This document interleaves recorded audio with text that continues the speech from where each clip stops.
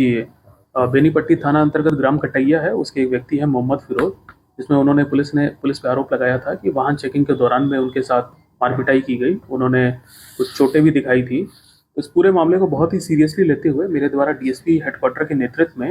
एक जांच टीम का गठन किया गया था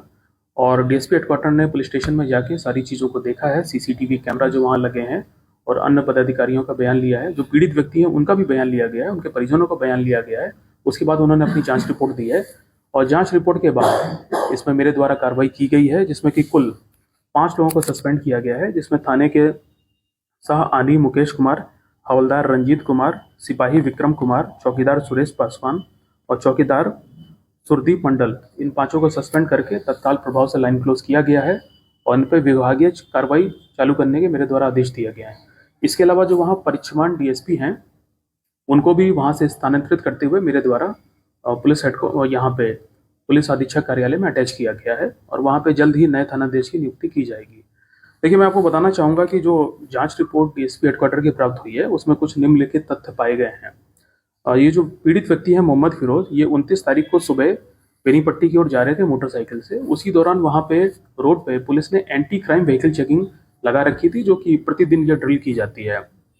पुलिस ने इनको वहाँ पे रुकने का इशारा किया तो ये रुके नहीं वहाँ पे, और इन्होंने अपनी मोटरसाइकिल तेज गति से करके वहाँ पे भागने की कोशिश की। वहाँ पे और भी कई मोटरसाइकिलें हैं जिनका चालान किया गया था, तो सभी लोग रुके थे वहाँ पे। तो इस वजह से पुलिस ने फिर बल प्रयोग करके इनको वहाँ पे पकड़ा है।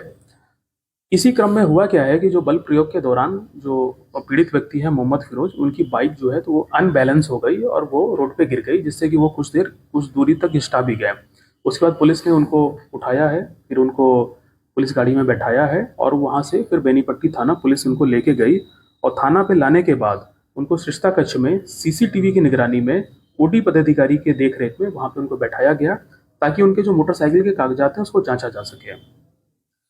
थाना पे आने के बाद जो पीड़ित व्यक्ति है मोहम्मद फिरोज, उन्होंने अपनी गाड़ी के कागज या फिर आधार कार्ड या भी कोई भी पहचान जो कागज है वो पुलिस को वहाँ पे नहीं वो प्राप्त करा सके, तो उससे पुलिस को ये पता भी नहीं चल पाया कि वो उनकी पहचान क्या है। इसके बाद दोपहर में मोहम्मद फिरोज ने अपने मोबाइल से परिजनों से बात की, उन्होंने परिजनों को जानकारी दी। उसके बाद उनके जो परिजन हैं उनकी मोटरसाइकिल के कागज पुलिस स्टेशन पे लेके आए। पुलिस ने जब पाया कि गाड़ी का जब सत्यापन पूरा किया तो उसके बाद शाम को पीड़ित व्यक्ति के 2 रिश्तेदारों को बुला के पीआर बॉन्ड पे छोड़ के भरा करके उनको छोड़ा गया, और यही इसमें एक नॉर्मल प्रोसीजर है। देखिए, एक चीज़ है इसमें कि थाना और सृष्टा कक्ष में आपको पता ही होगा कि आजकल सभी पुलिस स्टेशन में हर कमरे में कैमरे लगे होते हैं। तो थाना में जो सृष्टा कक्ष है वहाँ भी सीसीटीवी कैमरा लगा हुआ था और हम लोग ने जितना भी अवलोकन किया है, कई सारी फुटेज देखी हैं, घंटों की देखी हैं, उसमें जो पीड़ित व्यक्ति है मोहम्मद फिरोज, वो बहुत ही सामान्य अवस्था में बाथरूम आते हुए जाते हुए,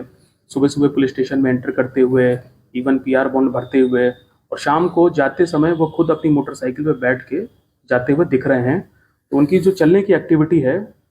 उससे कहीं से ऐसा प्रतीत नहीं हो रहा है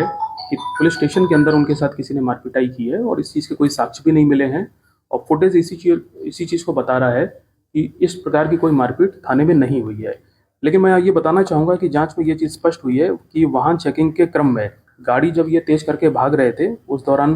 पुलिस ने जब इनको पकड़ने का प्रयास किया तो वहाँ पे बल का प्रयोग किया और संभवतः उसी कारण इनको चोट लगना प्रतीत होता है। तो इस पूरी चीज़ को, और इसके अलावा कुछ गलतियां हैं जो थाने पे जो उस समय पदाधिकारी थे उनसे गलतियां हुई हैं। जैसे कि देखिए, थाने पे ओडी पदाधिकारी की ये जिम्मेदारी होती है, यदि कोई व्यक्ति उसको कहीं भी थोड़ी बहुत भी चोट लगी है तो वो जब पुलिस स्टेशन आता है तो उसका मेडिकल चेकअप कराना चाहिए। ये वहाँ पे जो ओडी पदाधिकारी हैं ये उन्होंने नहीं कराया और यही नियम कहता है, तो इनकी वहाँ पे लापरवाही पाई गई है। दूसरी चीज़ है कि